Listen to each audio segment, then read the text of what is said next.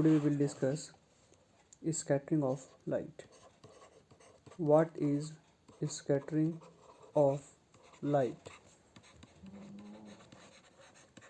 So, my dear students, it is the phenomena by the virtue of which a beam of light, if suppose this is a beam of light, is scattered in all direction when it interacts with particle of matter. Suppose this is a particle of matter.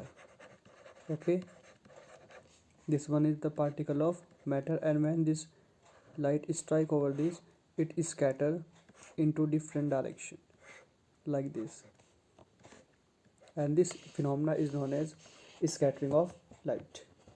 Now the concept is which component of white light is scattered minimum by fog or smoke.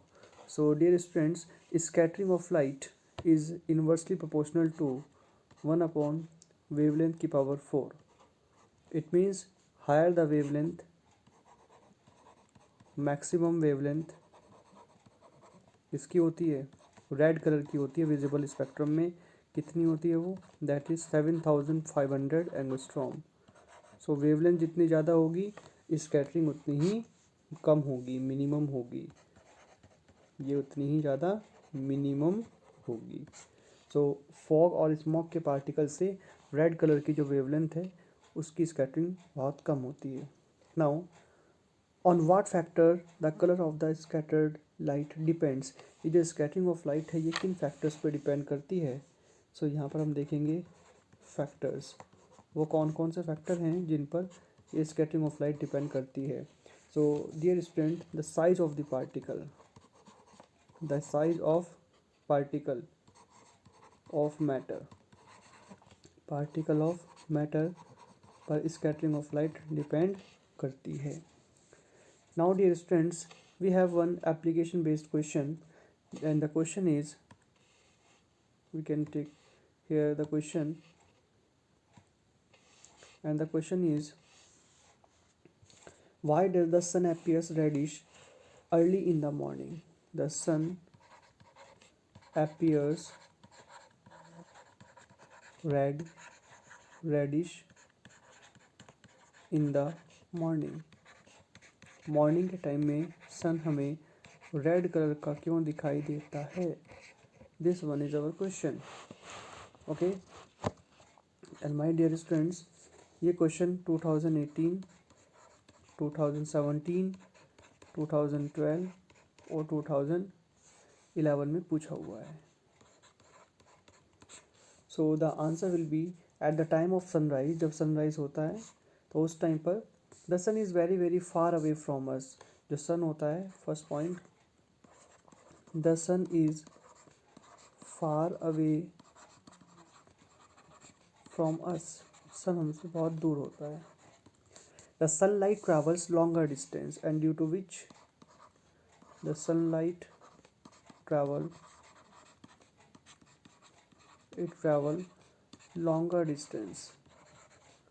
longer distance to reach us.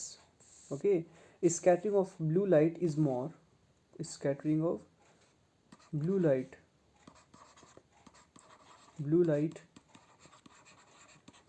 shorter wavelength,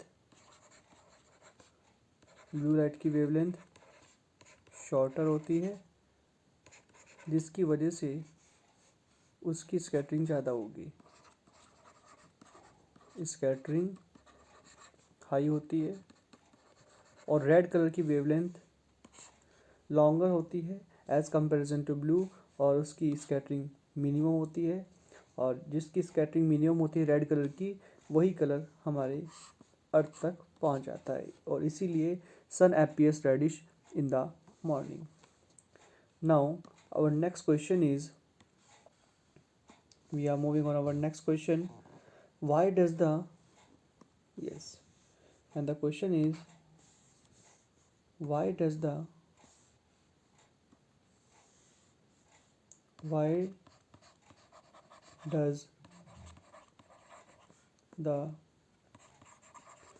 sky appear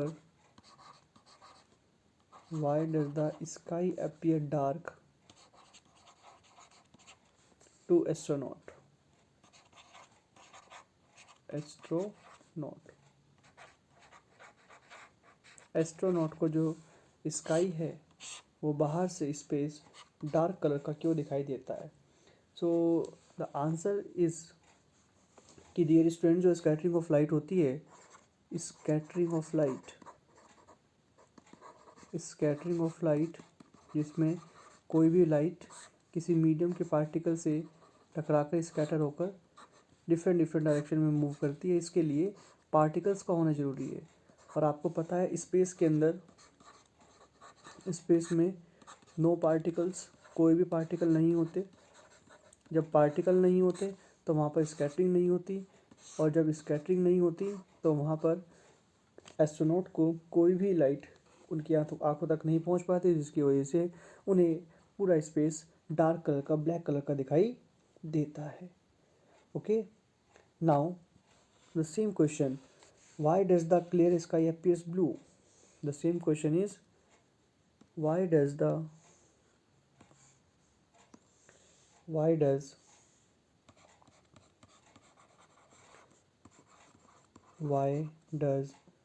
sky appear blue? ये जो sky होता है ये हमें blue colour का दिखाई क्यों देता है? जस्ट बिकॉज ब्लू कलर की स्कैटरिंग ज़्यादा होती है। Blue colour scattering high, blue colour की स्कैटरिंग ज़्यादा होती है। क्यों होती है ब्लू कलर की स्कैटरिंग ज़्यादा? क्योंकि उसकी वेवलेंथ, ब्लू कलर की वेवलेंथ शॉर्ट होती है। कितनी होती है? हमने आपको बताया था, वॉयलेट कलर की वेवलेंथ डियर स्टूडेंट्स 4500 एंगस्ट्रॉम के ऑर्डर की होती है। Okay, and we know that scattering is inversely proportional to wavelength की power 4। So due to this concept जो ब्लू कलर की स्कैटरिंग है वो ज़्यादा है। क्यों ज़्यादा है? क्योंकि उसकी वेवलेंथ शॉर्टर है। कितनी शॉर्टर है? 4500 एंगस्ट्रॉम है। तो ब्लू कलर की स्कैटरिंग ज़्यादा होती है, जिसकी वजह से हमें स्काई ब्लू कलर का दिखाई देता है। Now a very clear question is, what is Tyndall effect? So Tyndall effect को भी हम यहीं पर देख लेते हैं। Tyndall effect, okay, what is Tyndall effect? So the phenomena of scattering of light by dust particle, smoke particle or water droplets,